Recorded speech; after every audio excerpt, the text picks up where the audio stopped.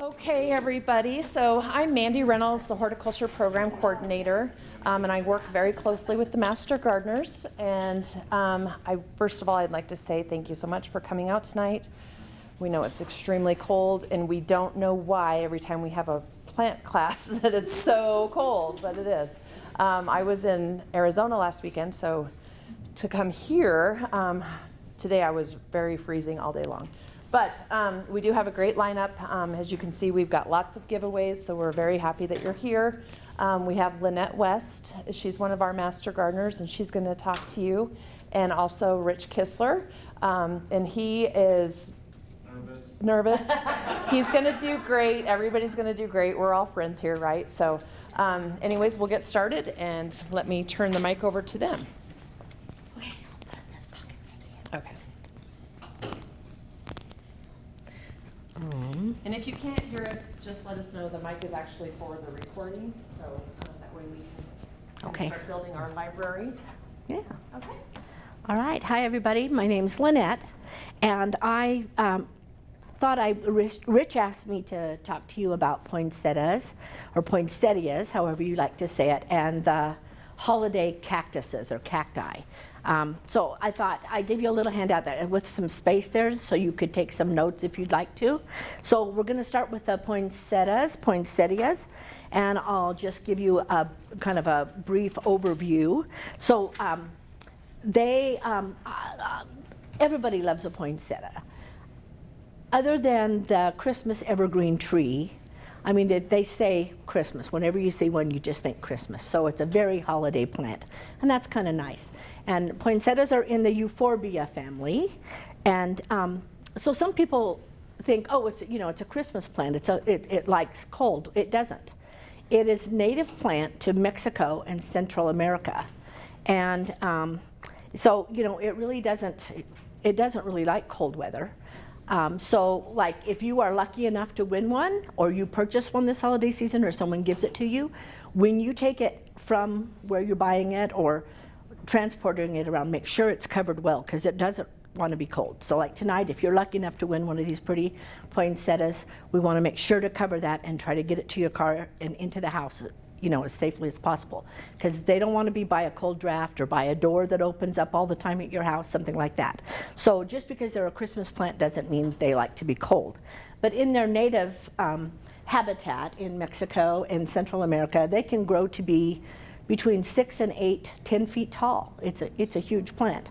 So some people just want their holiday plant, and then when it stops being pretty, they're done with it and they just throw it away. So if that's the kind of poinsettia owner that you are, that's okay, because that it's just we just look at it as a holiday plant, and we're good to go with that.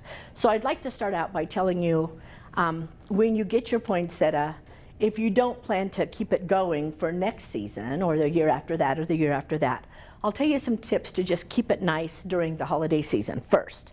So the temperature that they like is about the same as we do. They like, in the daytime, they like it 65 to 70 degrees, and at nighttime, 55 to 60. So, it's within that variation of our homes in the wintertime, you know what I mean, within a few degrees or so. So, it's pretty easy to keep it within that.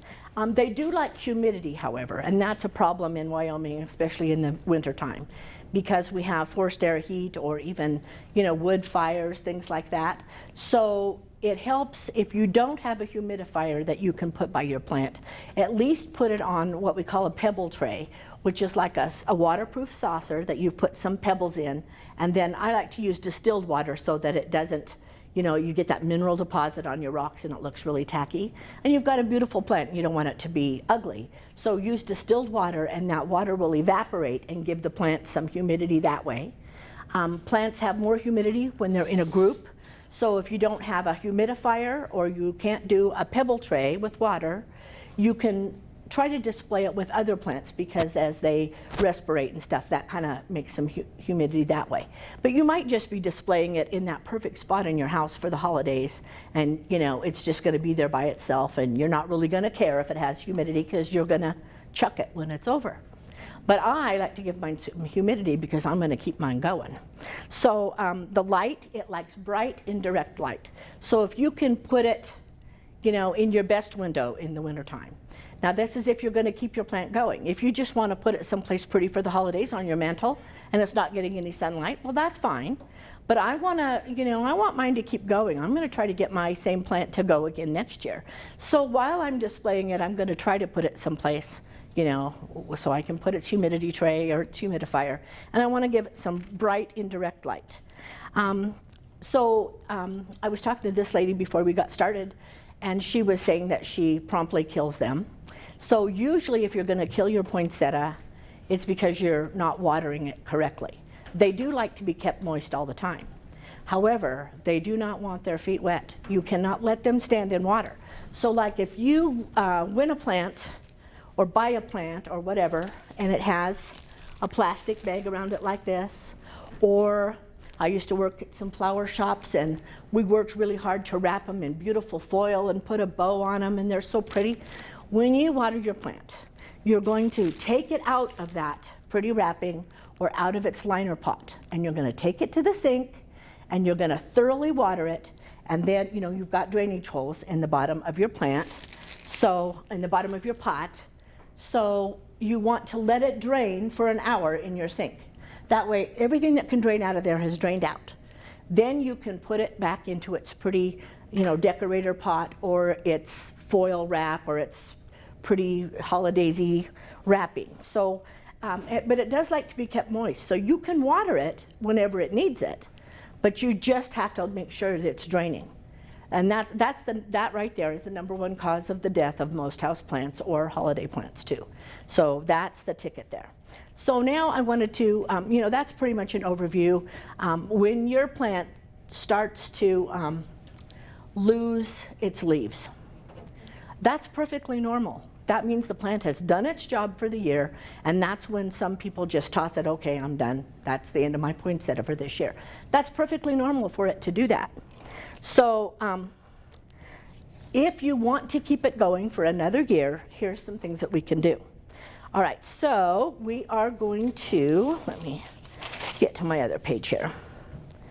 All right, so once the colorful bracts have fallen off, and let me tell you about this, how this goes. So we all know that the roots are down here in the pot, right? And then we have leaves, and these are actually bracts, which are specialized or modified leaves. This isn't really the flower.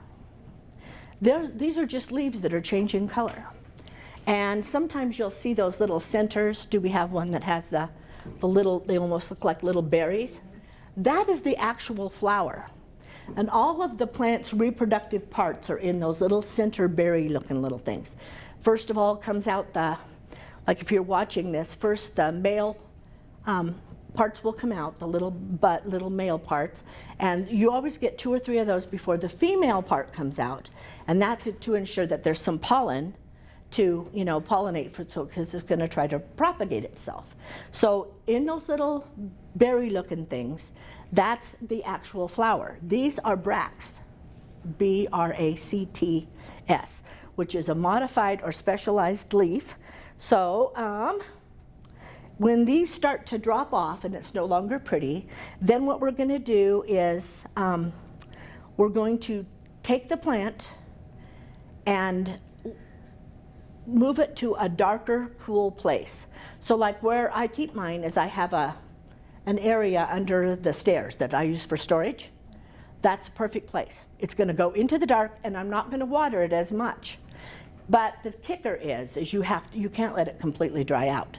So I usually have some chores that I do like every 2 weeks. How I do this is like when I wash the rugs in my house every 2 weeks, I go into that little room and I water my poinsettia. So it's good to keep it in a cool, dark place. And I'm not going to water it as much as like right now when I'm trying to keep it nice, but I can't let it completely go dry either. So every couple weeks, at least every 3 weeks-ish, you do need to water it, let it drain, and then put it back in its cool, dark spot. And by this time, you know, all of this stuff, a lot of these leaves have dropped off and it's looking pretty sad. But that's okay. We're going to keep it in this cool, dark place until April. And in April, we're gonna bring it out and we're gonna start watering it again, and we're gonna put it back into the direct sunlight. At this point in April, we're going to cut this, all these stems that you see here, we're gonna cut them down to about, well, on this one it's a little bit smaller plant, so I would cut it down to maybe 4 inches tall. Some of the bigger poinsettias, since I've kept mine going for a little while, I cut it off to about 6 or 8 inches tall. So I just lopped this off right here, okay? And then now I brought it out of the dark, it's into the warmer room temperature. I'm watering it again like every week or when it starts to feel dry. Now I'm keeping it moist all the time. All right, so, and at this point, now that I've trimmed it off, if it needs repotting, now's the time to repot it. If you need to go to the little bit bigger pot, always just go with your plants 1 pot size bigger at a time. Don't take a little plant and then all of a sudden you think, oh, I know this plant's gonna get big, so just go for some big behemoth pot. You only go 1 pot size at a time. So now we've got, if we need to repot, we'll do it now, and we will start fertilizing. So we've got it in the bright light, we've got it a little bit warmer, we have pruned it, we have repotted it, and we can start fertilizing. And what I do is I like to call it weak, as in W-E-A-K, like weak and not very strong, every 2 weeks. So you can use a diluted all-purpose fertilizer, like a water-soluble 20-20-20, and you can do that, make a weak solution and do it every 2 weeks, or follow the direction and do it once monthly. And in about a couple of weeks, your plants, you can start to see it coming back. It's gonna start to grow. So, you know, you're gonna think, oh, here it was, I've chopped it off, and now I'm gonna see some new growth because I'm watering, it's in the light, it's warmer, and we're fertilizing. And so we'll keep that going. And when it starts to grow pretty good and the plant is now maybe 6 inches tall or 8 inches tall, now we're gonna start pinching the new growth back. So like right here with these little leaves that are coming out, the ones that right in the very center of that little cluster of leaves, I'm gonna start pinching those off. And that's gonna make it so that it's not just tall shoots with a few leaves at the top, but it's gonna branch it out. So by pinching it back, and you're gonna pinch them back once a month until August. So that's a key date too. All right, so we're growing along and we're pinching back the very top. Now you're not taking the whole leaf off, just those new little baby leaves right in there, right? Because it's just gonna keep growing, growing, growing. But if I take those top leaves off, it will branch out, right? So that's the purpose of pinching back a plant. So it doesn't grow long and tall, it kind of gets full. So we're gonna do that once a month until August. And then, let me see, where am I in my notes?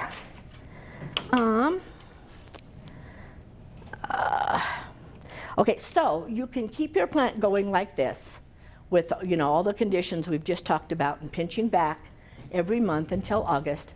And you can just keep doing this and keeping it in the house, okay? Or some people like to take it outside for the summer. So if you choose to do that, you're gonna do it after all danger of frost is past. So I wouldn't do it until the 2nd week in June. And what you're gonna actually do is take the plant and you're gonna plant this pot right in the soil. You're gonna leave it in its pot. You're just gonna plant the pot in a protected area. And like I said, they don't want no cold breeze coming to them, and you don't wanna hail it because this is basically just leaves. So if you get a hailstorm or something, so if you have a little protected area up next to your house or something, it wants sunlight, it likes lots of sun, you're gonna keep it moist, and you can plant the whole pot right in the ground, right, like this would be ground level. You don't wanna bury it too deep or too high, but you can do that. And then in the fall, I would say about in September, about the time school starts, then you can start bringing your plant back in because you can't take any cold. You got to bring it in. Okay, so then another key important date, if you'll notice on your paper, it says September through November. Okay, now my poinsettia has grown all summer. I've been fertilizing, I've kept it moist, I've done all these things. And now I want to make sure that it's going to be beautiful for Christmas or around Christmas. So in September and November, these are what we call a short day plant. What is actually happening, if you'll see on your paper there, it says why. What we're gonna do next is actually why they do this. It's just like a deciduous tree. When the nights are cooler and the nights are longer than the days, or darkness, then they start to change color just like autumn leaves. That's what this is. These are just leaves changing color.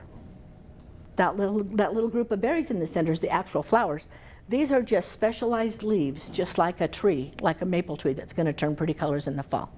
So I've got to tell the plant, uh-oh, it's in the house now, but I've got to tell this plant, okay, it's time to start getting ready for, long nights. So we're going to give this plant the bright, direct sunlight during the daytime, but it has got to have complete darkness for at least 12 hours at night. Okay, that's the kicker. So if for a couple of years I couldn't figure out why I couldn't get my poinsettia to be good again at the right time. And it was because I have a street lamp on the corner, and the window it was sitting in, it didn't have complete darkness at night. It needs dark for 12 hours. Then that puts this plant into, oh my goodness, it's fall, we've got to start, our leaves are going to start changing, it's time to change. So the best thing that I still keep my plant in that same window, but about 4 o'clock in the afternoon, 4:30, about the time you want to start turning on the lights in your room because it's dark at 5 o'clock nowadays, I cover it with a box. I just take a box, set it right over the poinsettia, and it's going to stay there till maybe 9 o'clock in the morning. And then I take it off and it's back in the bright sunlight. And it needs the sunlight because it has to make enough energy to produce the flowers. So it needs sunlight during the day, but it has to have complete darkness. So you're going to do that from September to November. And that's the ticket. Then it's going to do this, its leaves are going to start changing, and it should be looking like this about this time of year. So if you ask yourself, why is it that poinsettias they're getting pricey nowadays? The reason is greenhouse growers that grow these for commercial sale, they do all that for you. When I was a kid, many moons ago, I went to visit a cousin in Joplin, Missouri. And her husband was a poinsettia commercial grower for stores like Walmart or the big box stores. And he worked himself to death. The secret to it is this perfect timing. Everybody wants their plant to be beautiful at Christmas time. So this timing of getting the plant out of the dark in April, then making sure the plant has complete darkness at night for these few months, and then, the timing of all this so that all these thousands of plants are perfect for the Christmas season. That's what you're paying for. I don't think the plants themselves are that expensive, but the care it takes to get them all in bloom at that perfect time. It's like Rich and I work in flower shops and stuff. That's like, do you think of all the world's roses that need to be in bloom for Valentine's Day? I mean, that's the expertise that you're paying for. So that's what makes the poinsettia, a little pricier, and that gets more. But anyway, when I visited this cousin, in the evening, I didn't see this. I visited in the summertime when it was all just a misty. It was humid in there. It was bright in there, But at night, he still rolled up these shades, or rolled down the shades so that they had dark at night. But he had these shades that would do this, and it was all on a timer. The light system, the water, they were kept constantly moist, but they constantly drained. And he worked all year to make sure all of these thousands of poinsettias were in perfect condition for when we want to buy them. The day after Thanksgiving is when most people, start putting them out and that kind of thing. So does anybody have any questions on poinsettias or their care? Well, that sure made me appreciate them more. Oh yeah, But really, when you think about it, it's not that hard. I mean, after all these pretty leaves drop off, because you were saying, oh, my leaves all fall off, that's fine. I mean, it's like an autumn leaf. It's okay if your colorful bracts fall off. That's perfectly normal. But if you want to keep it, the reason why you might want to go to this trouble is every year your plant's going to get bigger and better. So, if you've received that beautiful plant that your loved one gave to you, or you inherited it from someone, or it's just really special and beautiful this year, if you want to keep that going, that's what you'll do. Put it in the cool dark as soon as all these leaves start falling off, and don't water it as much. And then you'll bring it out in April, and you'll start watering and fertilizing. You'll prune it down and pinch it back so it'll get branchy. And then in September through November, you will keep it in the dark at night. That's all it takes. Yes? So, some of these newer colors, some of them are kind of polka dotty and stuff, are they a little more are they all about the same? I think they're all about the same. I think they've just been hybridized. So really, I think the normal ones are red, of course. They have got them to where this, you know, like this pink, the white ones, and stuff like that. But the ones that you see that are so strange, like the blue and the purple, those are sprayed. There's no, those are not real. They use a spray paint to make them pretty, and they put the glitter on and, you know, all that thing. So I'm talking about the natural plant. This one here has had some spray glitter put on, which makes them really pretty, and it doesn't hurt them. I did that. Yeah, Rich does that. Yeah. So when you trim them back before they go complete, or when they are dormant completely, you trim that entire plant back 6 to 6 Yes. inches? See all these little stems, branches back here? I just cut it off. Just cut it all off. The entire And yeah, depending on the size of the plant, like this one, I'd probably cut it off about right here. And then when it starts growing again, when we get it out in April and it starts growing, and it gets back up here, now I'm going to start pinching off. And then these little spindly stalks will branch out. So, Because it tends to want to grow more like a vine kind of. Yeah. So by pinching it off, it makes it more bushier. yeah, you want to go for the bush because, you know, Water, distilled water too? I don't. I just use regular water, but You use the Gillette water? well, I live in Sleepy Hollow, so we have a well, which is better. So if you are concerned about that, sometimes you can just do, I wouldn't do distilled necessarily, but the drinking water, like if you purchase drinking water, has less of those, you know. And I personally don't water any of my, I use Sleepy Hollow water to water my plants. But I let it sit out and let the chlorine evaporate before I do it. The cheapest way that I have found to get pretty good water and not have to do that is, you know, that water solutions that's down there by the railroad tracks where you get a gallon for 50 cents or something, or you know, for $1.50 you get 5 gallons of water. I just go and do that once in a while and just save that jug for just watering my plants. Yeah. Melted snow water. Yeah, melted snow water works good. Yeah.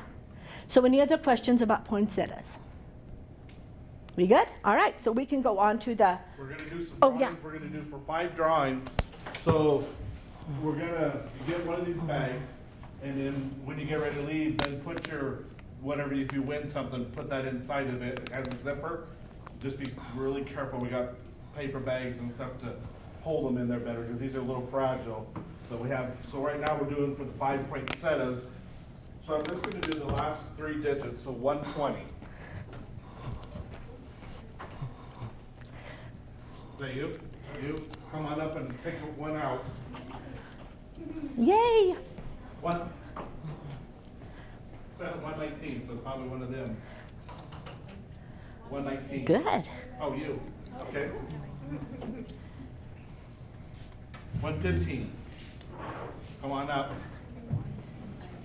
112. So you, not you. And 113.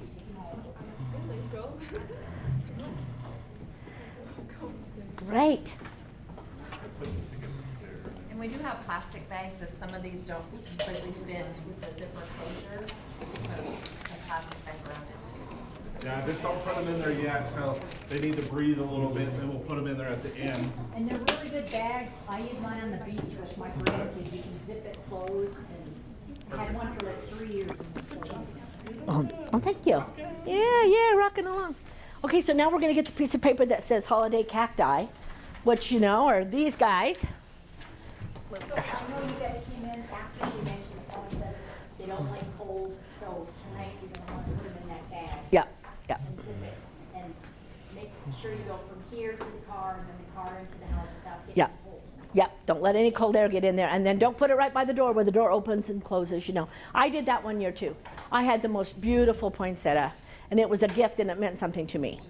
And I had a pedestal that was kind of beside the front door in kind of the door skylight, you know, that light beside the door. Well, it kept getting, I couldn't figure out what I was doing wrong, but it got blasted with that cold air constantly, and it just, you know, you got to think Mexico or Guatemala or something. That's where they actually grow out there. Okay, so we're going to talk about the holiday cacti, which are these guys right here.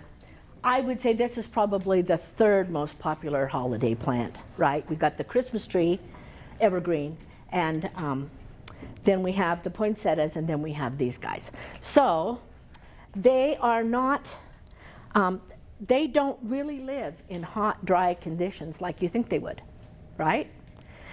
They actually live in tropical rainforests in southern Brazil mostly. That's usually where they're from, or central South America, okay?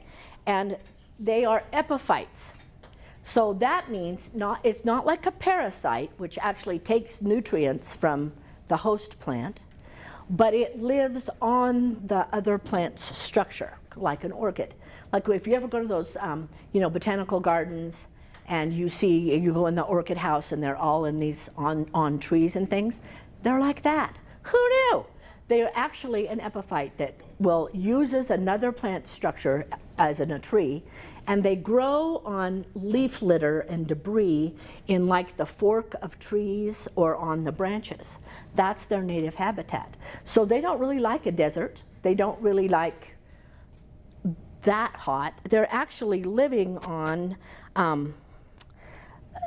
dappled sunlight because it's under the canopy of the tree, and it's humid there, so they do like humidity too, and they like warm temperatures.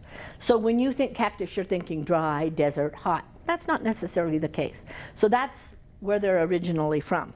Okay, and then we often, people get confused between the Thanksgiving, the Christmas, and the Easter cactus, which are all kind of the same. Okay, so they get their name because they are in bloom around the time of that holiday that they're given the name. Other than that, it's, in other words, there's really not, the true Christmas cactuses are the ones that are they were originally the red colored flowers. And then the Thanksgiving cactus, which just means the same type of plant, but it just blooms a little earlier. They are kind of more the magenta, the lavenders, and the pinks traditionally. So most of the holiday cactuses that are grown now are actually what we call the Thanksgiving cactus, which is this one right here.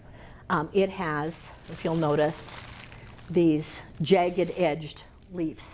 The true Christmas cactus has more of an oval, smooth, scalloped edge.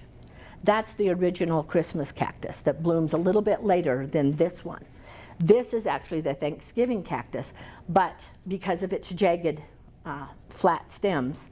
But this one is being grown much more commercially because it is sturdier.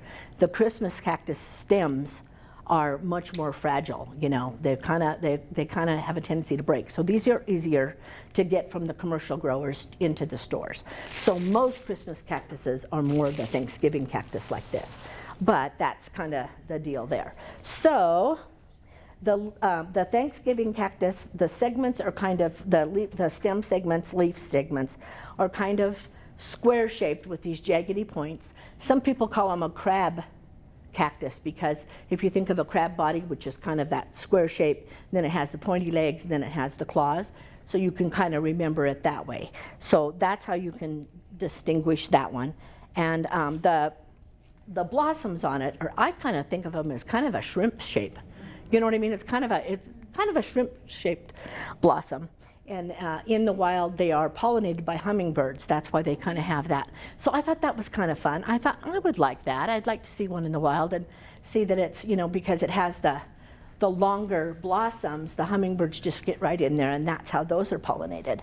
So the Easter cactuses, the ones that bloom in the spring, are kind of the same variety of plant. They just they're naturally going to bloom in the springtime. So that's pretty much from, anywhere from February to May, those ones that bloom. But how do you know it's an Easter cactus is, I think they have more of the smooth scalloped leaves, but the flower shape is totally different. It is more of a round star. It's a little bit tubular, like it has a little bit of a throat where the hummingbird could get in there, but the flower is not shaped like a shrimp. It's like a mini pointed star. It's a real round flower that's got lots of pointed petals. So think like a daisy with pointed petals in a perfect circle, not this elongated shrimpy shape. So if you've got one that blooms a little bit more in the spring and it's got that round shape, that's what we'll call the Easter cactus. The two that I have, one is kind of a magenta pink and the other one is red. They come in the same colors. I think that the one that the growers have done the most work with is the Thanksgiving cactus or Christmas.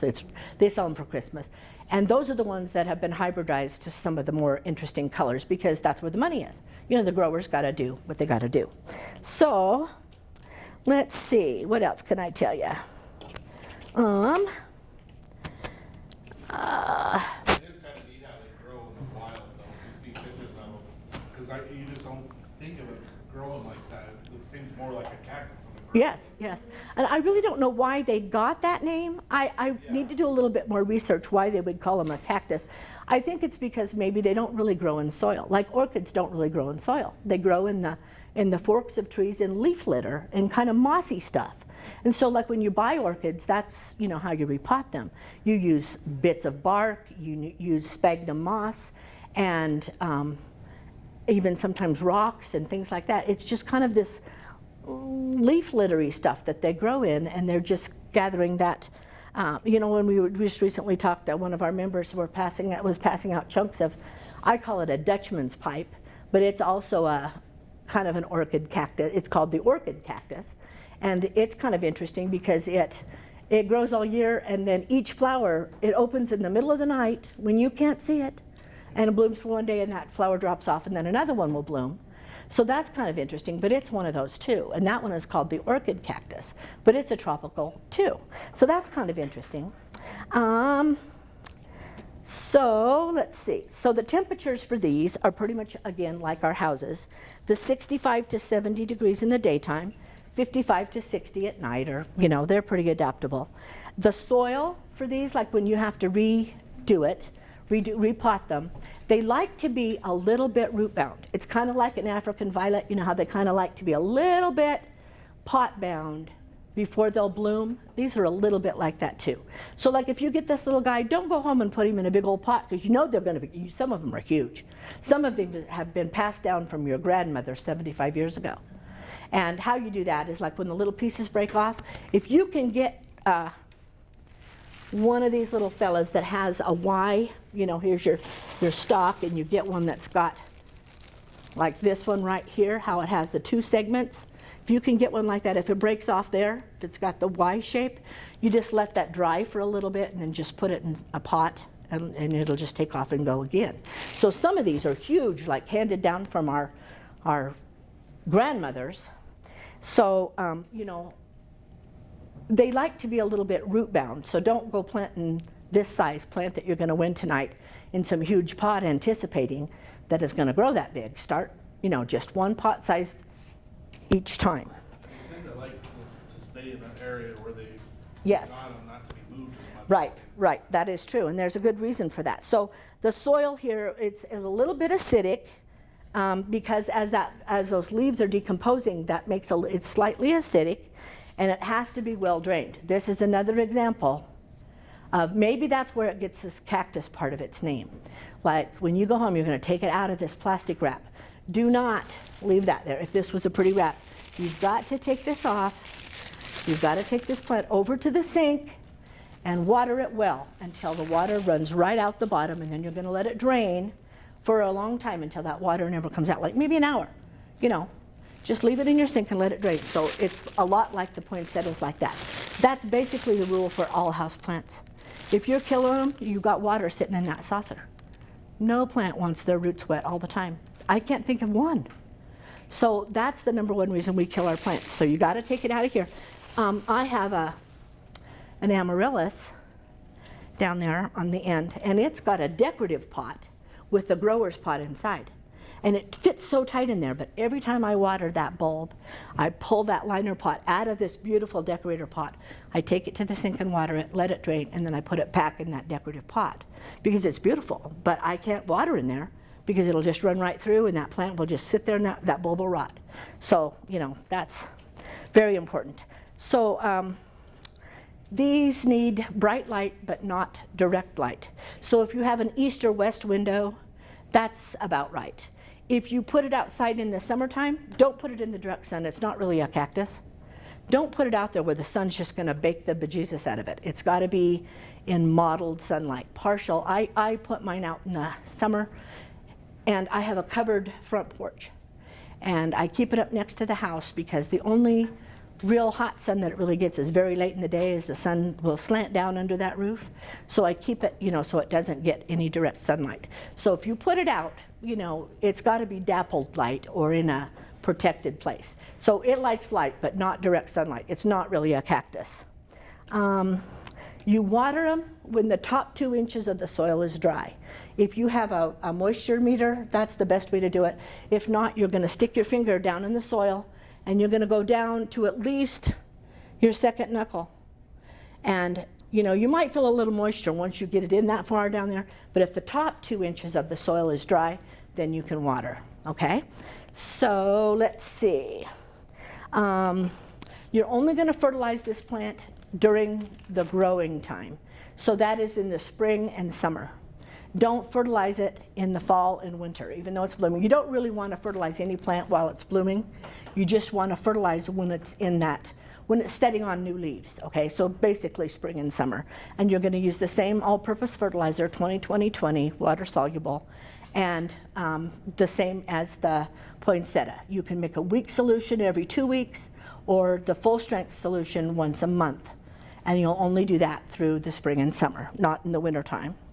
Okay, and then if your plant is starting to decline somehow, maybe you've inherited one from your grandmother and it's getting old,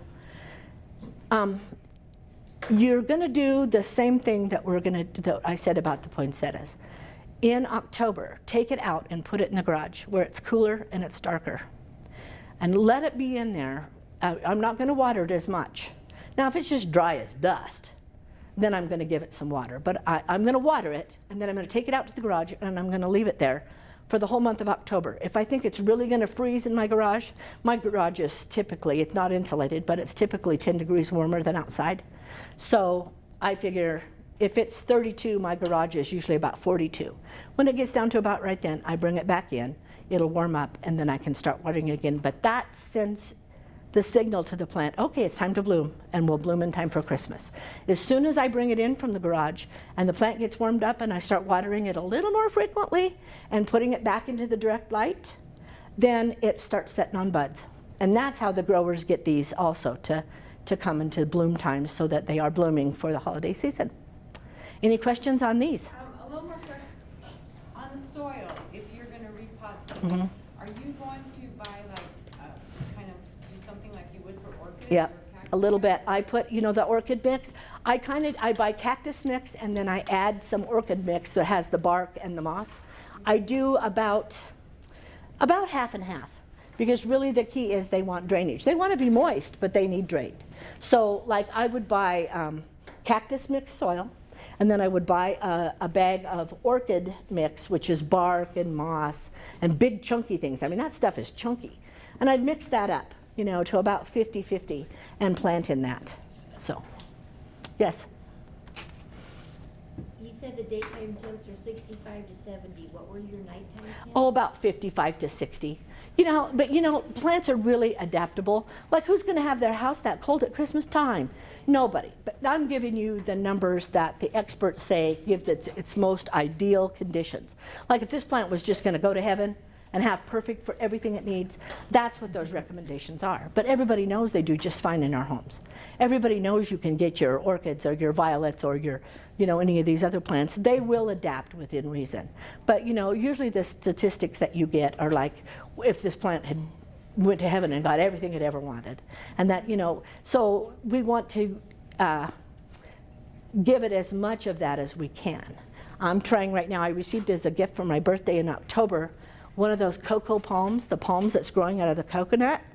It just shoot right out of this coconut. And it's supposed to be the hardest plant ever to grow.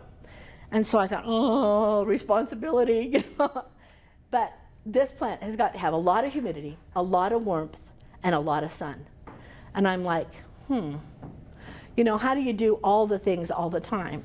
So, I've got the two covered. I can put it in the window where there's bright light. And I've bought a humidifier, and it's being humidified. However, that's the coolest room in my house. So I think I'm going to take my coconut, and I'm going to put it on a heat mat that you use to start seeds, then all my bases are covered. And if that dang thing dies anyway, I'm going to throw that coconut as far as possible. Because, you know, you can only do within reason what you can do. You know what I mean? Like I said, you might want to grow the poinsettia just for the holiday season, enjoy it while you can. But, you know, it would be about twice as big next year if you keep it going. And we all know that these can get. Oh, and I wanted to tell you another difference on how you can tell the difference between the types of holiday cactuses. The Christmas cactus, its fronds or leaves grow down, and the flowers are going to be down, like it's arching down. Notice how these, when they get big, when this plant gets big, always anyway, these stems are going to kind of grow up. And then eventually the weight of the flowers or the weight, how long they get, it'll kind of arch down. But the Thanksgiving ones actually kind of grow more up like this. But you know, if you've seen those really old Christmas cactuses like your grandma's where they're all draped over, that's the original Christmas cactus. This is more what we'll call the Thanksgiving. They grow up and then arch down. And my Easter cactuses, they're more upright like this with the round spiky blooms. Okay? Any questions? Where did you get your Easter? I bought it at Home Depot at Easter time. Right around, it was in the spring, I'm going to say March. I'm going to say March. And I, you know, have them hanging in a east window in my little bathroom, and they're just thriving. So I'm hoping to get blooms. So that's the one I don't know if I should have taken that one out. How do I force that one to bloom? So maybe I'll take that and put it under the stairs after Christmas. This is my evil plot. I'm thinking like maybe New Year's. I might take those from that window. I'm going to water them well, and then I think I'm going to put them under the stairs where it's dark and cool. And then, you know, I'll water them once in a while, but not that often. I might leave them there for 6 weeks. Then I'm going to bring them back out, put them in that window, start watering them a little more, and I'm going to hope they're going to bloom at Easter. That's my plan. Anything else? Well, I really appreciate you sitting and listening to me talk, and I hope you have some success with your holiday plants. Thank you for listening. Okay, we're gonna go ahead and more drawings. So 107. So come up and then pick one. Is that somebody? Must be me. I'm 106. Oh, I bet it is me. Want to grab another one? 117. I want something else, so. 117. 121. 121. Come on up. 108. I killed mine. 111. 109. Oh, good. So we're gonna have, once everybody gets something, if we have leftovers, we'll put them all back in there and do more drawings, because I think we'll have more give me ways than we got there.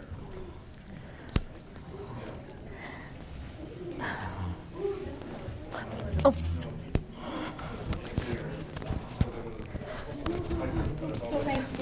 Thank you for that. You're welcome.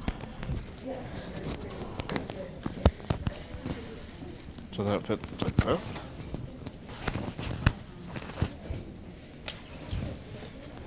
Yoo-hoo. All right. So one thing I want to tell you, we didn't really talk about the master gardeners. If you're interested in becoming a master gardener, get a hold of Mandy. She's our coordinator for the master gardeners. So the classes, there's a spring class usually. So if you're interested in that, get a hold of her. Her office is right downstairs. So we need new blood, more the better. Get all different types of people that like different things and stuff, because then we have people where we can do talks and stuff. So I hate doing talking, so be patient with me, okay? So the first thing I'm going to start off with is, what are these called? Amaryllis. Okay, so these are smaller bulbs. I probably have 125 bulbs. I have all of them planted, but 3 of them. So what I do, I kind of plant for the whole month of December. I have these blooming throughout the whole month of December. So I plant them different times. I put some in big bowls. I do small little bowls. I do them like this. These are one of her favorite things is to grow, and I kind of love doing it too. I'll show you on this a little bit more. So we're gonna go from bulb all the way from blooming, then summertime, what to do in the wintertime to get to this time again, okay? So we're gonna do a whole cycle of them. So we're getting ready to plant these. So what I do is I have a big tote, and then I put all my bulbs in the tote, line them up, okay? So what I do to wake them up, I use my fish water to do it, and I like to use warm water. This ain't fish water, this is real water. So when you put it in here, you're just gonna have them soaking. I'm gonna put a little bit more water because you just want it at the bottom of the bulb, but I have tons of these that I start, probably about there. So, well, no, because I have koi, she knows, big old koi in a big pond that's in my greenhouse. I recycle that, and that's what I use. So then this is what I use for my bulbs. Was it 2 years that I've had them now? I did it this way. The last year, they were just, it makes a big difference. The fish water does. This year, I don't know yet because they haven't started blooming yet. I'm getting ready to get bloom, but that's what I use. But I use warm water, and I'll let it sit in here from 6 to 10 hours just to wake up the bulb, okay? You don't have to do this. I feel that it really wakes it up a little bit, okay? If you have questions as we're going, let me know too. Where did the bulbs come from? So I just recycle them. A lot of people throw them away when they're done. We're gonna go through how to cut these at the end of the season and stuff, and I just store them. And then I start Halloween time, the month of October, getting them ready to be able to plant for Christmas stuff. That's what I do. So I let them sit here for 6 to 10 hours. So the bulb size, so if you order them, you can get them in like in boxes and stuff too. Nurseries have them and stuff. The bigger the bulb, the older the bulb is. Most of them come in 34 to 36 inches. So if you get a 38 or not inches, that'd be huge. Centimeters. I was wondering why everybody's looking at me like, holy crap. So centimeters, okay?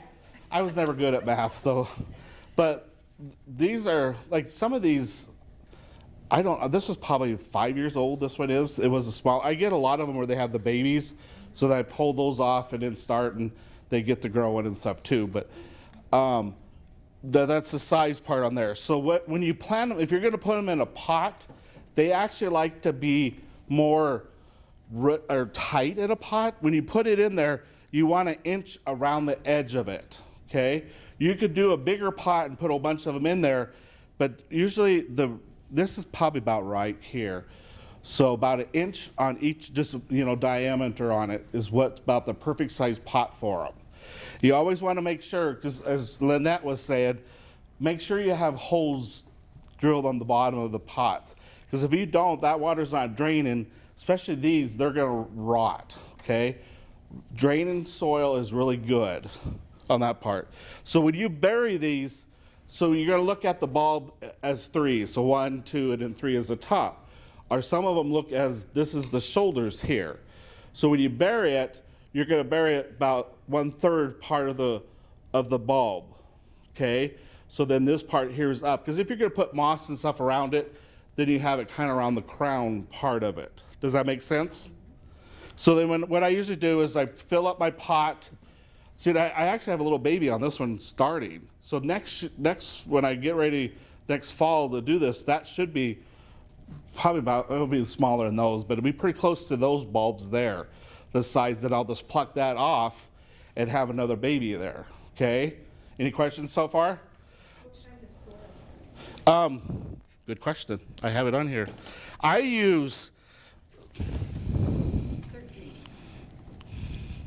have what I got in here, but good potting soil, and I like it with like the break, kind of like I put a little bark in it and stuff too, just to hold the little moisture a little bit. But you don't want too much of that. Just to hold any soil.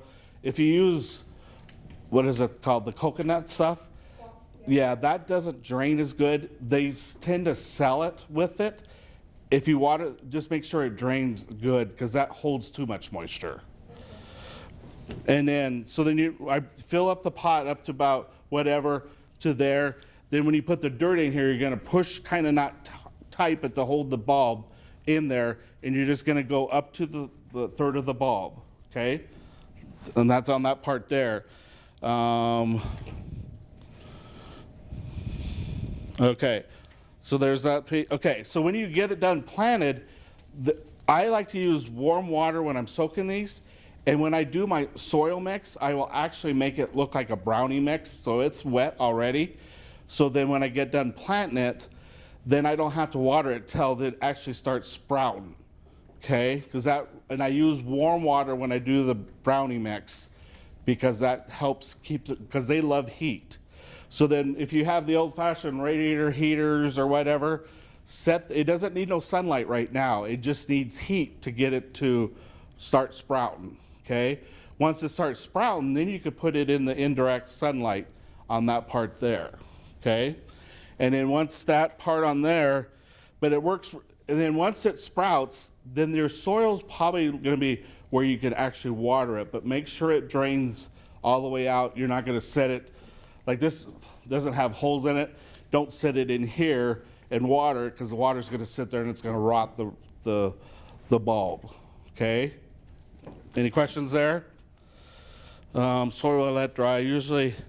Okay, so when this is starting to grow like this here, so what you're gonna do is when you got it tends to want to grow to where the sun is. So you're every couple days just rotate it a little bit to try to get the stem as straight as you can. Otherwise they get top heavy, then they'll tip over. Okay, this is probably the most important, is to rotate it to try to keep that going straight up. And you can see, like, this one almost has a double one coming out, but it hasn't quite yet. Some of those did on there, but the older, like this one's gonna have 2 blooms on it. They tend to grow the stalk first, the tubular part, and then the leaves will come later, okay, on that part there.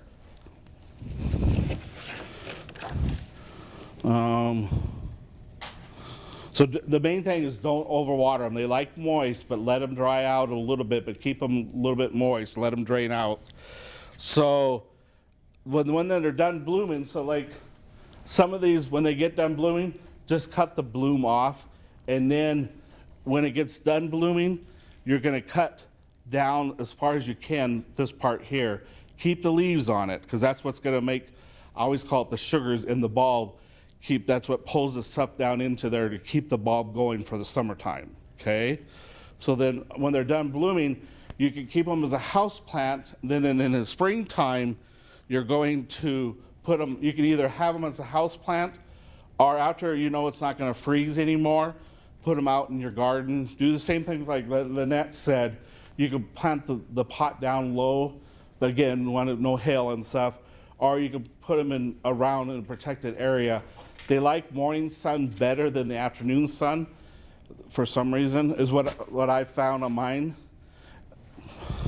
And then after the spring, late summertime is when I'm gonna bring them in before the fall time comes.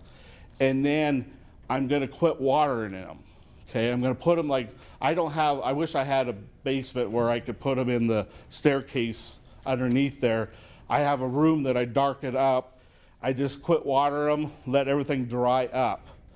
And then in the fall time, then I'm gonna go ahead, so there won't be a bulb on it, but the leaves, I'm gonna go ahead and pull the bulb out of the dirt, and then it's gonna look like this. It's gonna have longer roots.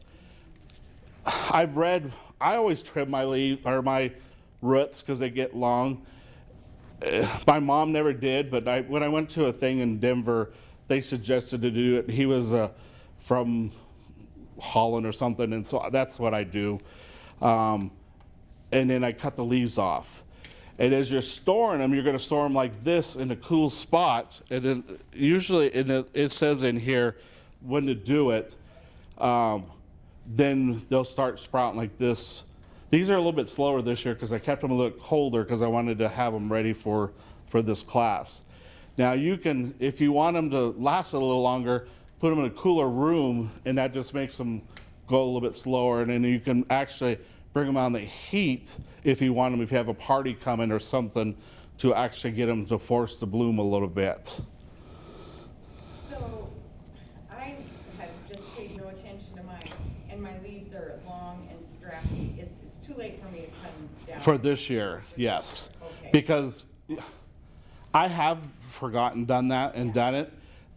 You might be able to get it, but it's because, Bloom way later. yeah, it'll be later and stuff. But the important part is cutting it off, because in it, I always say the sugar in them, it makes everything in here dried up and ready to go. Then once you warm it up and then plant it, then that wakes it up to start growing. Yep. Do the leaves dry up? Yes, in the fall, then I quit watering them, and they just dry up a little bit, and they look terrible. And that's when I cut that. Yes, When it's done blooming, I cut the flower stalk off. yes, Then I let the leaves, yes. Keep on going till end of fall time is when I've done them almost on October, and still we're okay with it. I usually try to do it earlier, than that way I feel like they preserve a little bit better if they're like this. And the earlier I think you do it, I know the older the bulb gets, but then sometimes you'll get 3 stalks out of here, or 4, most usually 2 on them, on that part. Okay, any questions on that? Does that make sense? So just keep the cycle going, and because you can keep them from year to year, and they just keep on getting bigger, and then they'll produce the little babies, get those going, and go from there. How long can you keep them in the dark unwatered? Well, I do it from fall, so like September, August, depending on how the year is, September to October. So not too long. Just enough to dry them up, and then reserve all that energy into the bulb, and then start planting them. Because I start before Halloween, and I just got done about a week ago with another big batch of them, and these will be some latecomers on these ones. They're usually 6 to 12 weeks, they say, but if you do it just right, 6 weeks is usually when they'll do it. Some take a little bit longer, just like anything else. So I was gonna do one of these earlier. Has anybody done one of these before? I love it's not the best because I hurried up and did it. This is the sheet moss you put around it, and then if you have a decorated plate or something like this, you can put them in there. You just gotta watch, because if you water it too much, it holds moisture. So just kind of spray it a little bit better. But they're just kind of pretty when it's blooming, especially in something like this. They're beautiful. But I can't say, do you know how to say it? cocodona. Yeah, that's what the style. Yeah, I have all the stuff, I just haven't. And I've done them too and stuff. And you could do house plants this way, hang them down, everything. And mosses are, it's a neat thing to do. But you just use string. Everything it needs. It's just this wrapped in the moss. And you could do it in wax too. They buy them in wax. I didn't have no luck with the wax stuff.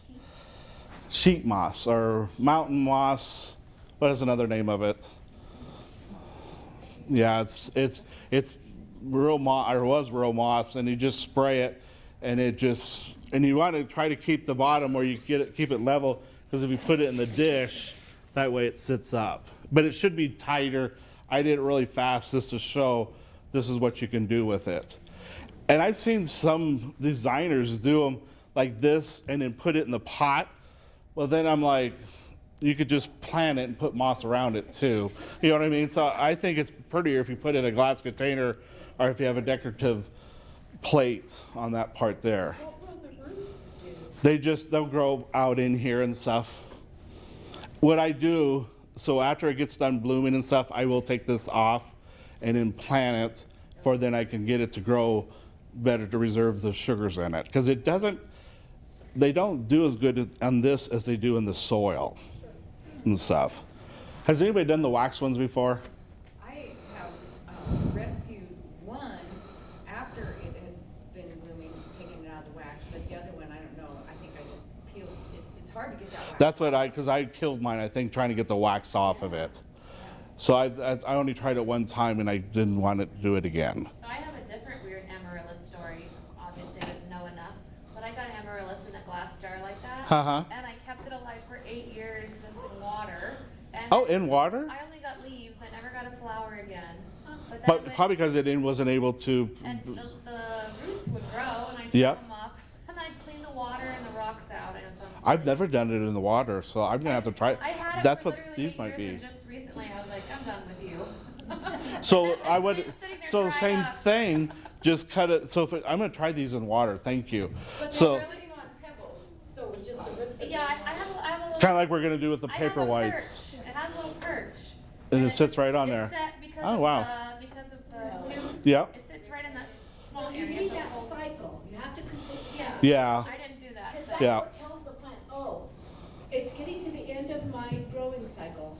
And if I want to propagate and make more of myself, I have to make a flower.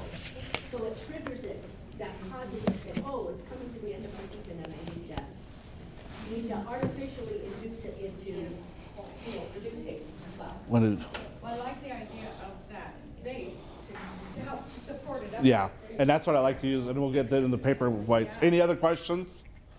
It's not so much a question, but a little bit like that, except it wasn't water. I just left it in its pot, and when it got done, I would cut it, and then. You could do that. Yeah, because they say you could quit watering it, and then it will then. And maybe I just Yeah. kind of put water in it without even thinking about it until it would start to, And you got blooms and stuff. Yeah.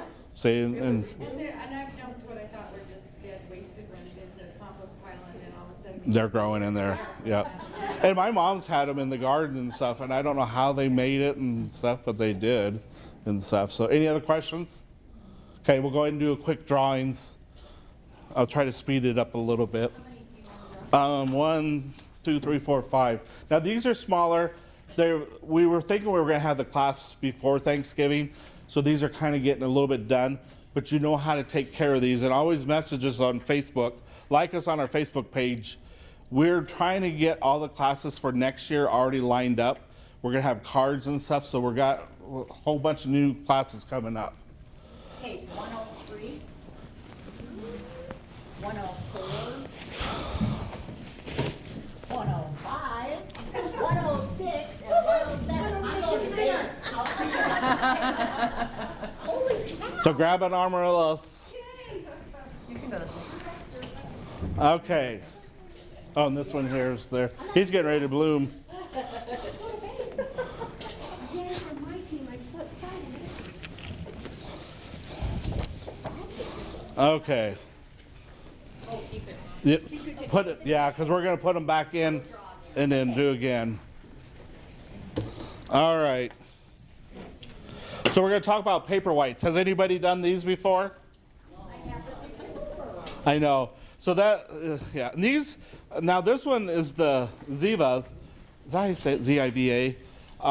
They tend not to be as tall as the others. They're only up to 12 to 24, I think. They're a little bit smaller, so that's why I like this one, because some of them, they get up to almost 3 feet tall and it just gets too much. So we're going to go through the stages of putting them in water or planting them. Now these kits come with the soil and the 3 bulbs, so we're going to have those. I planted 2 of them just to show what it is, and then we'll kind of go through. So what do you think, why do people like paper whites? What's the most thing that they like about them? Yeah, so I mean, they smell beautiful, the white, they're just, yeah. I'm gonna make a mess. I have a big mess to clean up. So I tend to peel back the little paper on there a little bit. It's up to you how you want to do them. So I didn't realize when I was growing up that these were actually related to the daffodils. I didn't realize that. I thought 2 different things, but these are actually related to the daffodils. So when you plant them, if you want them really bushy and stuff, you can plant a whole bunch of them together. And then we're going to do the soil ones first. So the same thing is, this is the bulb. You're going to plant it 1/3 of the bulb are above the shoulders. So same thing as on the others, just plant it up to there, okay? You can put as many as you in there. So when you water them again, so this has a little core thing, and I found it easier taking it out of this package, put it in there and put the warm water, let it fill up in there and just kind of break it up in there. It makes a little less mess than if you put it in a bowl and trying to bring it over and stuff. And then plant them up three parts. You'll probably want to put a stake or something in the middle there, but we're going to go through that in a minute. And make sure that they have holes in the bottom because, again, they have to drain. Even though we put them in water, they're not sitting in the water. We just want the soil to be moist. So temperature-wise, so when you plant them, in the soil, you want them to start getting a root base first, even in the water too. So if you keep them cool, 55 to 65, bright place for a week to stimulate the roots. So that helps hold them together to be inside the pot. Then once they establish the root, then move them 70 degrees or more, and in a sunny place, encourage the leaves part. That helps get the juices a little bit in the bulb a little bit better. And then when they get taller, if you got better root system, that's going to hold them together where they're not going to tip as much if you keep them controlled by being smaller. Okay? You don't have to fertilize these at all. Okay. So then in the water, and I didn't bring no pebbles, so we're going to pretend there's pebbles in here. So when you can put as many pebbles you want. If you just want to do it at the bottom, up higher, middle, whatever, you can do whatever. I like doing paper whites in the containers like this because it tends to help hold them up a little bit better. Because usually these ones will probably get about this tall above this brand or this name, so then it controls it a little bit better.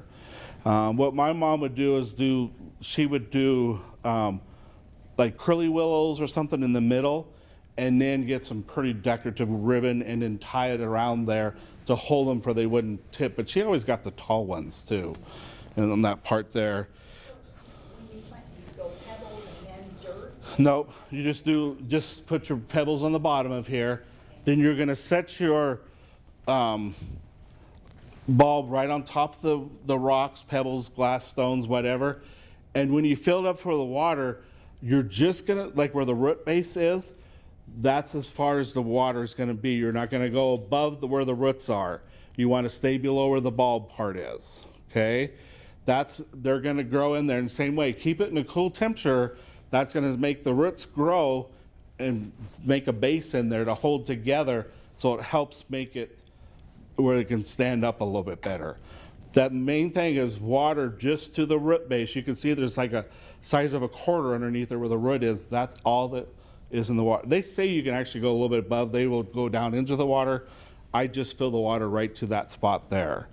And put the more in there, the better it is to hold it together. Usually they say if you're gonna put them in water, this is probably 6 inches here. So anything I tend to like to do something taller just to hold them in a little bit better.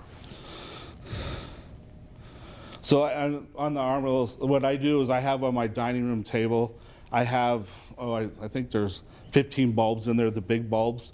I have white marbles in there, and then I got white lights in there, so that's my centerpiece.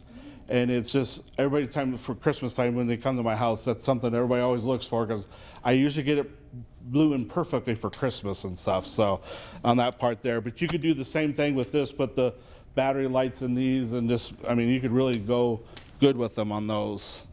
When do you plan them to have that perfect bloom for Christmas time? It only takes 4 weeks to do it. 4 weeks? Yeah, 4 to 6. Because I keep them, plants, if you keep them cool, because I know when they're growing if I need to keep them cooler, so they'll be right just for Christmas time.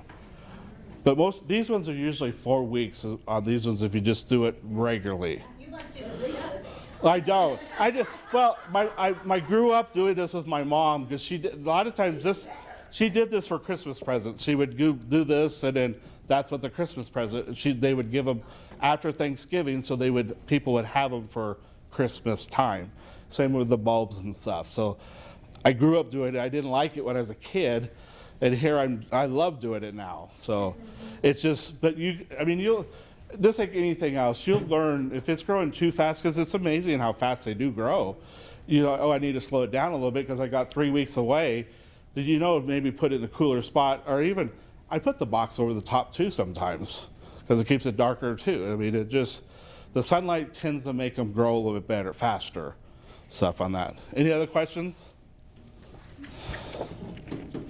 And it kind of goes through, so a lot of this is on there. I've never done the alcohol, the trick. Has anybody, it's supposed to help. Yeah, I've never done that, and my mom never did. It's on the last page of the alcohol. It's supposed to make them where they don't bloom as fast and hold better. Yeah. If you put them in a good container, what's those perennials, the little round things you can get too? You could put that in the middle one with the dirt and put sticks around it and put a ribbon on that. There's lots of ways to hold them up. But the easier is if you just buy the smaller bulbs or the ones that don't get as tall, they're a little bit easier to control, or get a bigger glass for the tall ones to hold them together. But yep. And the trick is to rotate so often to get them to where they're not all leaning one way. Any questions on the paper whites? I'm trying to speed it up a little bit. So we got 1, 2, 3, 4, 5. 1, 2, 3, 4, 5, 6, 7 of them. Okay. 1, 2, 2. 1, 2, 2. 1, 2, 2. 1, 1, 6. 1, 1, 8. 1, 10. 1, 14. As you can see, they're in the boxes. They're ready to be planted. So these you should be able to have Christmas blooms. Now these ones haven't been planted. These ones, well, that one hasn't been planted, but this one, okay. Ooh. Did everybody get something? I think they need bags with these ones. Oh, let me get your bags. One for you, one for you.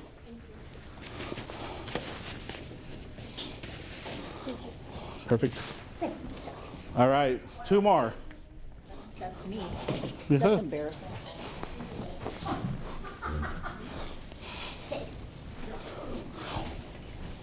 So these ones have been planted. Just put them in a sunny, or hold them, cool them, because we got a little ways for Christmas yet.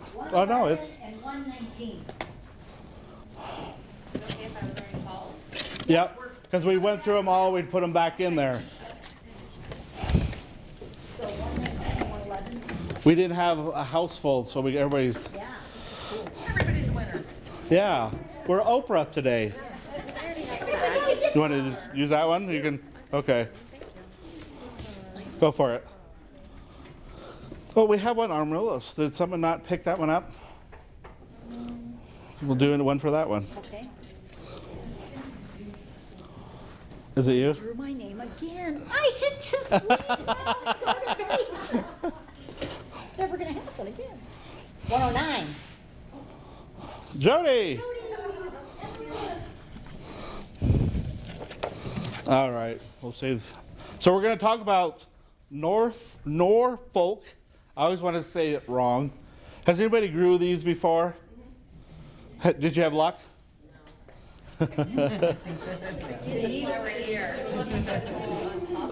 Yeah.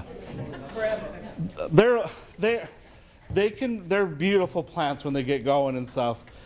We're in a little drier area than what they really like, but you can grow them here. It's just they're very particular on certain things. They are a slow grower. They have, and everybody probably knows, they're very soft. They're not like pokey and stuff. So they're nice little trees. And my note says it grows up to 5 feet tall. I've seen them taller than 5 feet. So yeah, they get huge nowadays and stuff. So I think back in the olden days they had short people or something. A lot of people, you tend to find they use these as little Christmas trees and stuff. It is kind of hard on them. If you put too much heavy stuff on them, it's really not good for it. If you do it for a short time. If you're going to use bulbs, use those little LED light ones that don't get hot or anything, because these are very sensitive on there. They don't like cool weather either and stuff, so make sure you wrap these babies up. So potting soil, I use sand, peat moss, and then makes the best stuff for them. They like a little moisture. They like a little moisture, but they like to be drained. But you got to keep them moist somewhat in the summertime. Okay, so when you find, these are one of the ones that are very particular. If you put them in a location, they want to be left in that location. They don't like to be moved around as much. They go into a little shock. You can rotate them a little bit if they start leaning to the sun a little bit. Rotate them just a little bit at a time. If you do it too much, they're very sensitive, and their root system is the same way. They don't like to be transplanted a lot either, so they're very touchy plants on that part there. Just put them where their location is, water them, kind of leave them alone that part there. So fertilize them every 2 to 3 weeks in the springtime until fall time. So you give them a little houseplant fertilizer. After that, they usually go in a little dorm. They go to sleep. You don't have to fertilize them. You still have to water them, but you can let them drain a little bit, dry out a little bit, give them a little moisture. Then as spring comes, wake them back up, give them some little food, and water them again. I like how she waters them. Put them in the sink. Well, you can if it's a huge one, but let it drain out. If you put it in a bigger pot and it gets big, put it above where it's draining into something else, where the water's not, it's not sitting in water. Okay. Look at my notes. The main thing with these, people tend to do is let them dry and then they're done. They like to be in the moist soil, so most people usually don't water them enough, or they water them too much, and it kind of goes in there what happens if they get root rot if you water them too much. The leaves, and I noticed some of them got a little cold when I got them in, that they got a little tips of them. Get them home tonight. Put them in a nice location, and that if they get any dry stuff on them, just pick it off. They should be all right. And then this one needs some water, so whoever who takes this one, make sure you water it when you get home. I think that's, so you can miss them. Did you miss your big one? I did, but that's why it eventually died. It got spider mites, but I think it was susceptible to getting something because I could have missed it because it was so huge. Then my Sorry to wall get- was wet, my floor Yeah. was wet, it was just too hard. If you could put them at where a humidifier is, or a bathroom area, if you got a good light in there for stuff, they like a little bit more humid, and that's another reason I think they dry out a little bit too much. Light, Rich, what did you say for light? They like, indirect light. I have seen them in houses in the hot sunlight, and we're okay. But I've never had luck with them. Where was yours? Did you have a hot window, I had or was it in a hallway? it was kind of a southeast window, so. Yeah. It wasn't, but I tipped back just a little bit. Yeah, So mine. because it was so huge, I had to keep it away from the window about a foot and a half. Yeah, and that's what I usually do on mine, because it seems like if it gets too hot, then they use more water and stuff, and it's hard to keep them wet. You got to keep them moist is the main thing on that part. And then another thing I didn't realize till I was reading this, if you prune it, it stops growing there, so you don't probably want to prune these as much. I didn't know that part till today. I've pruned mine because they get dry or something, or dog hits it and breaks it or something. But that branch must stop growing, so then it probably makes an odd shape or something is what it does. So if you wanted to keep it small, you could just trim it and then it would just stop at that. Yeah, Right, that, probably. basically.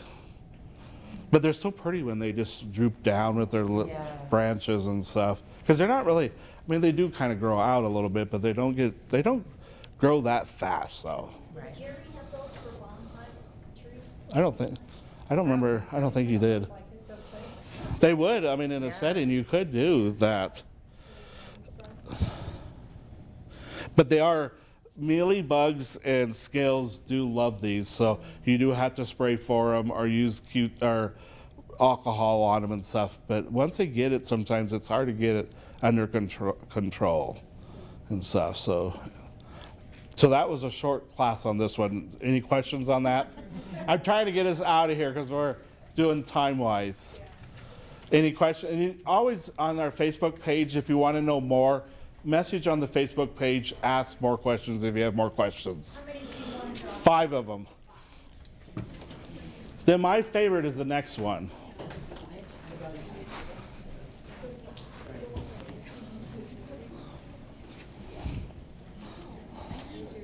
But this one did get a little cold, but poor little guy. Okay, 118, 121, 108, that's me, that's 3 times, I'm taking it. 115 Don't grab mine yet. and 120. Okay. Did everybody hear their number? 115, 121, 108, 118, and 120. One of these guys. Yeah. Do I pick another bag or do I? You know what, you can put it in the same bag. You want a baby one? Thank you. Remember, if you do decorate those, don't leave it on there forever because they're too flimsy. I hate it when I go to the Walmart or box stores or whatever, and they've got them all heavy decorated. And that's not good for them. You know, it's sad. Okay. I feel like I should apologize to this plant right. Has anybody grown the lemon cypress before? What's it called? Lemon cypress? I only came to the water for 1 year. Oh, okay, that's the lemon Oh. cypress, yeah. So these are one of my favorite things to grow for Christmas, besides the other stuff. I shouldn't say that, but I love these. These are, because these are all time. They actually, it's amazing. They smell, if you, like a herb almost. When you go like this, smell it, it smells like lemons. I have one that's just about 6 feet tall, and I've had him, this is probably my 5th year. And in the summertime, when the sun gets down to a certain spot in the house, it releases those oils in my living room, and it smells like kind of cleaning, kind of like lemon smell. Yeah, pledge, like the old, no, not really, but yeah, it's just, but it's kind of neat how that does that. So another thing on these ones, it says full sun, 6 to 8 hours. I have mine in the east window, and it loves it. I've had them, and then I've had other ones and stuff, but they're just not as big. He's not moving because that's just the biggest spot. I do trim mine because sometimes you can see how this one's kind of odd shape. If you want, you can trim it a little bit if you want more columnar or whatever on that part. Again, they don't bloom, but a lot of people use these in like the little fairy gardens for like Christmas trees and stuff. Little things on them for temporary. Don't use them for all the time on that part. Water them, let it drain out. Again, like if I had, when I did have some of these in the little fairy garden, I had them where the pot set in the hole, took them out, water them, put them back in. There's how I took care of them. But they're actually, the biggest thing is most people, they let them dry out. They do like to be moist, okay? That's the main thing, not sitting in water, but moist soil. And any kind of soil usually works pretty good on them. They don't grow the roots very fast. You'll know because you'll kind of see little ones here. So then you'll want to transplant it. And again, you want to go the pot size, one size up. You don't want to put it in a huge pot because it's just, that shocks them on that part there. And then again, I make my homemade tea at the house for my plants. It's got the fish water. I add other stuff to it, and that's what I water all my plants with. And I could tell you, these get almost like iridescent as they get bigger. Because my big one is like, I almost wanted to make a Grinch tree out of him because it was almost that Grinch color on it. It's pretty cool on that part. It does kinda. This is my baby, I like this one. But they do, for some reason, some of them, once they kinda get where they grow funky shape, now this one's kinda got a little bad spot here, but they tend to grow pretty nice, but that one's kinda looks like my hair kinda a little bit. But like this one's gonna probably be a nice calm, where it's really gonna grow up a little bit better than this one, but I like the odd ones. Could you trim them into like a topiary type?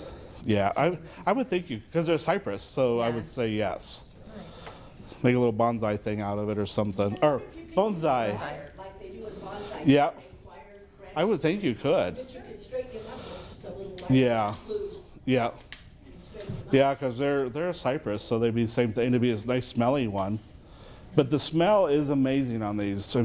People tend to don't like them because they die, and they are kind of touchy though because you forget one time watering, I've lost them, But my other one I've had, and it's my baby. But so you can grow them. Just keep them a little moist, give them water, let them drain out, then put them wherever you have them and stuff. But you'll love the smell of them on them. How often? Once a week. It just depends on the soil. I probably do it once a week. Even though it's moist a little bit, I might still water it and let it drain.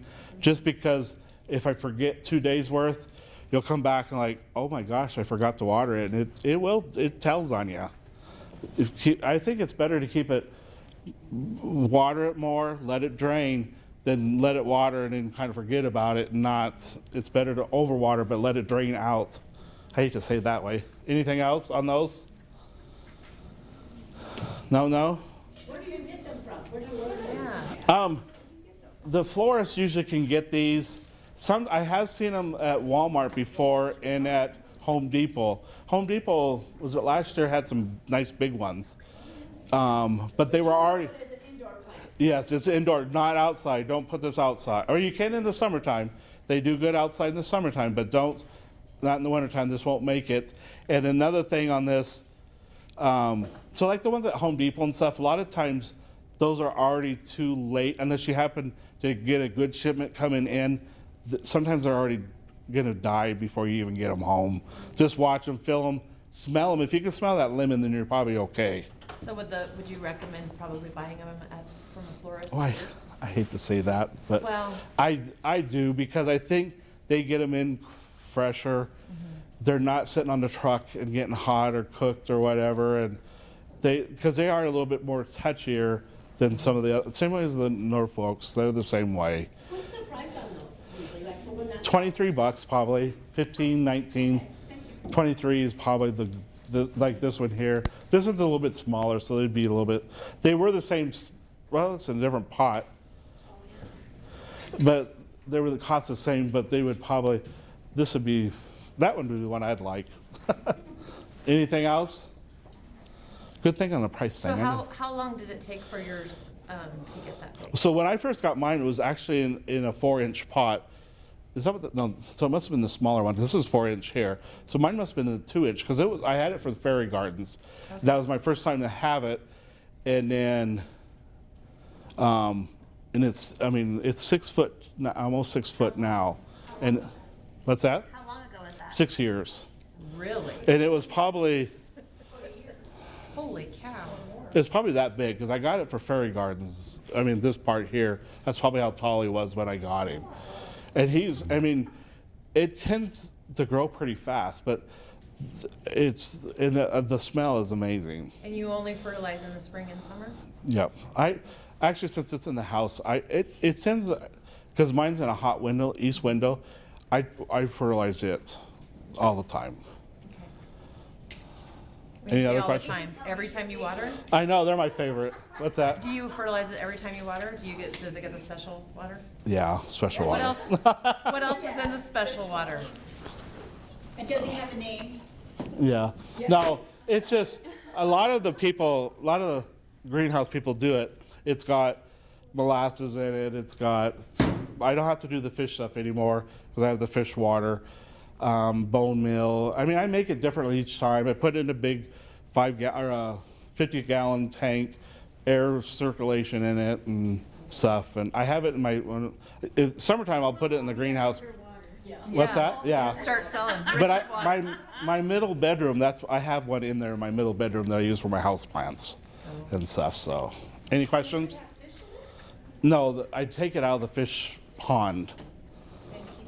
Yes. Yep. Yep. Any other questions?